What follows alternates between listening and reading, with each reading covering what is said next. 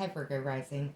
Welcome to your November 2025 astrology reading and tarot and oracle card pull with me.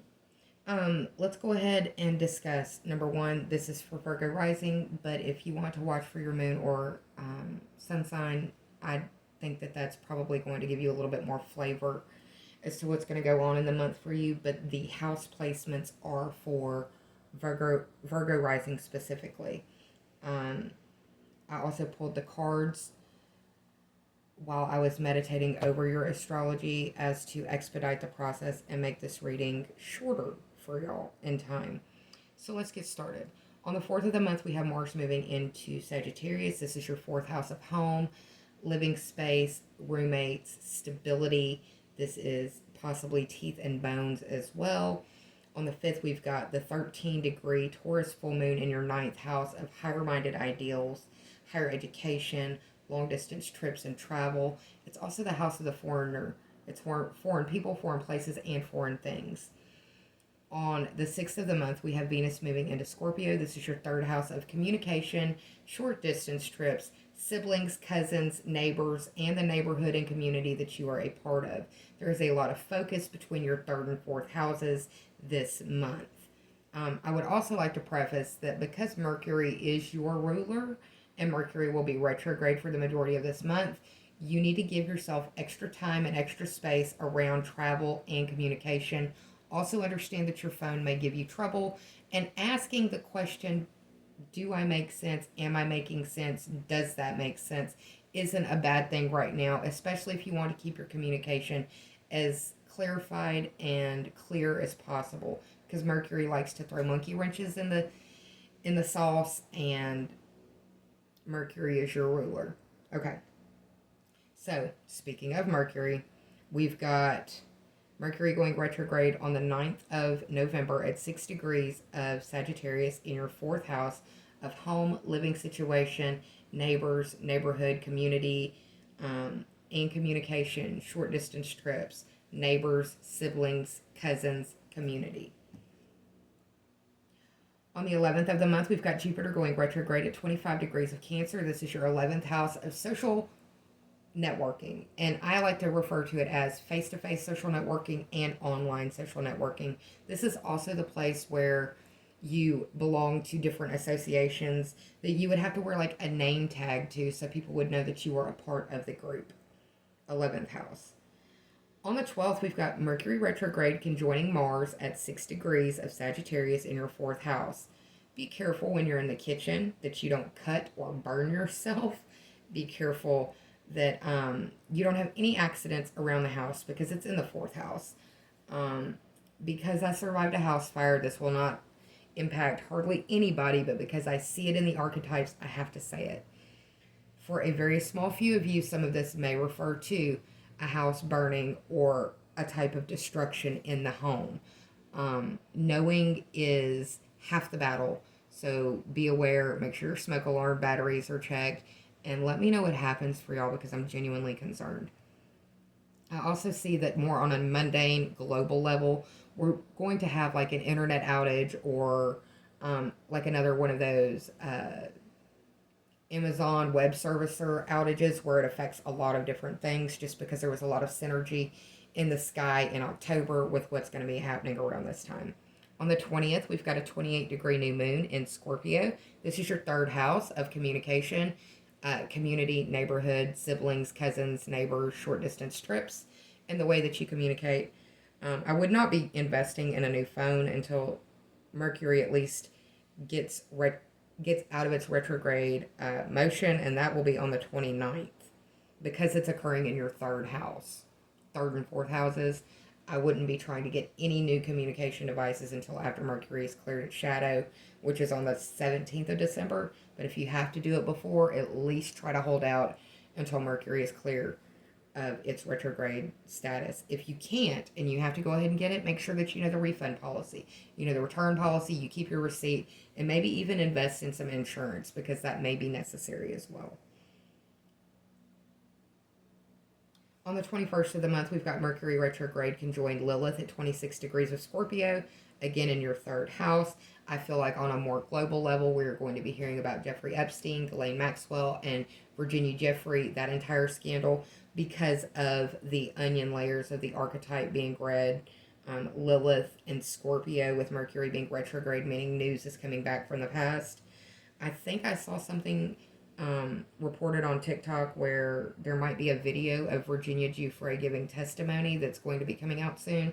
That will be really interesting to see and watch. On the 22nd of the month, we've got the Sun moving into Sagittarius. This is your fourth house of home, living space.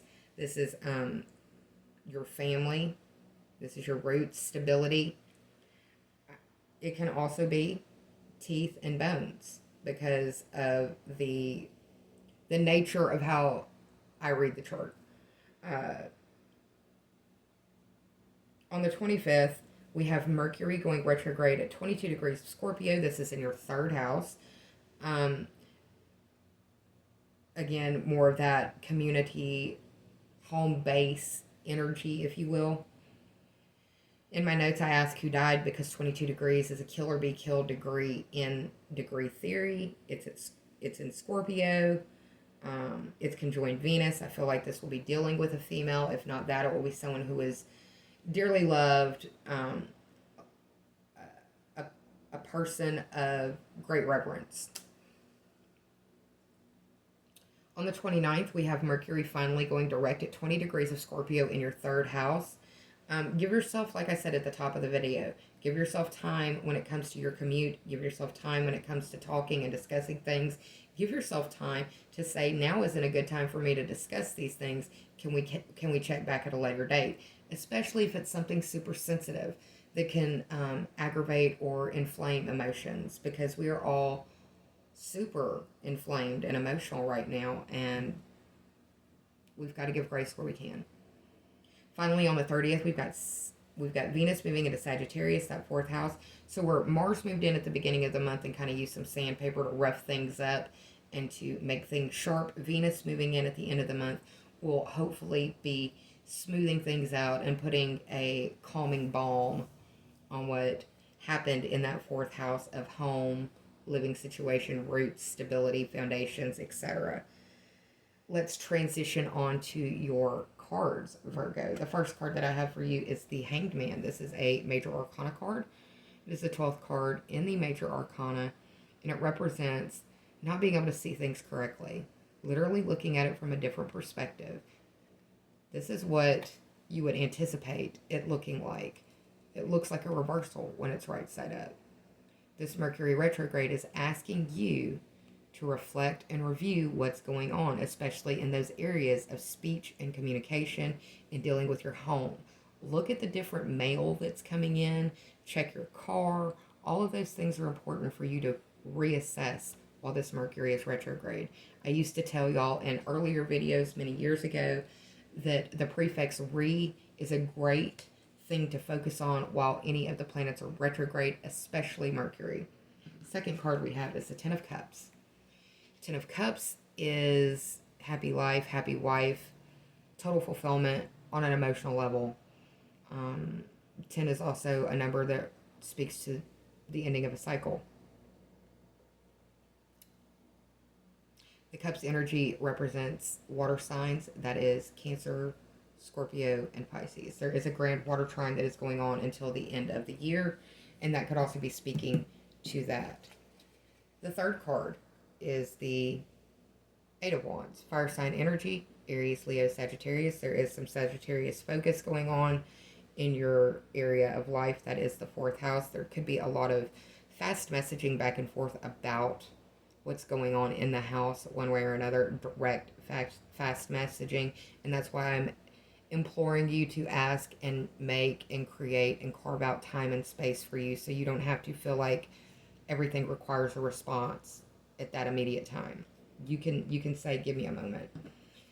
And the final card that was at the bottom of the deck is almost encouraging you to say, hold on a minute. This is the Emperor, and it deals with Aries energy. It is the fourth card of the Major Arcana. You do have a lot of fourth house synergy going on there. I feel like this card is asking you to embody the energy of the Emperor and stand up for yourself in areas where you need that extra strength. Fourth house energy, that's around the house, that's around the home, that's around your family. And some of y'all are going to be dealing with people who want to debate you about things that are going on in the world. You don't have to. Again, I used to be a nationally ranked debater. I stopped engaging with people in debate because many people are bad faith actors. Many people aren't trying to get to the best idea. They're trying to get to gotcha moments. They aren't trying to win the debate. They're trying to win the argument. That's what's going on in Washington right now.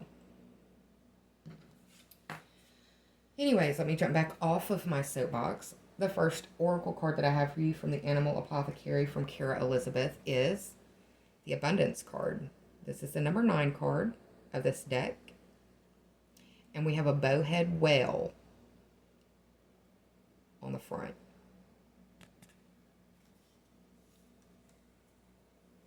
So the bowhead whale card is asking you to embrace the flow. Because for a bowhead whale to survive, it has to remain in the flow. That's where the food is. The flow for us is the path of least resistance. And you're being asked to release negative ways of thinking and speaking to yourself. You're also being asked to release your attachment to worry. The Abundance card is asking that you trust life and surrender so that you'll find yourself in the flow. The second card that I have for you, Virgo Rising, is the Light card.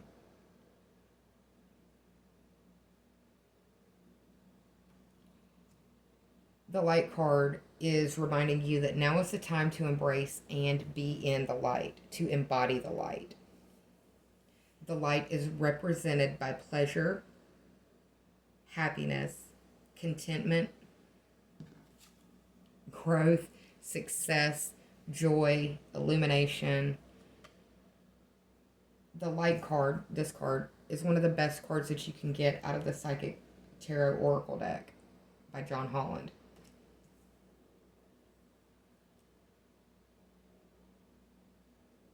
Remember that because of light's power, nothing can remain in the dark. Nothing. It may not come out in your timing, but because of the power of light, nothing can remain dark forever. And finally, we have Listening for Truth from the Sacred Rebels Oracle deck by Elena Fairchild. This card indicates to me that there are people that have been talking about you in a game of telephone.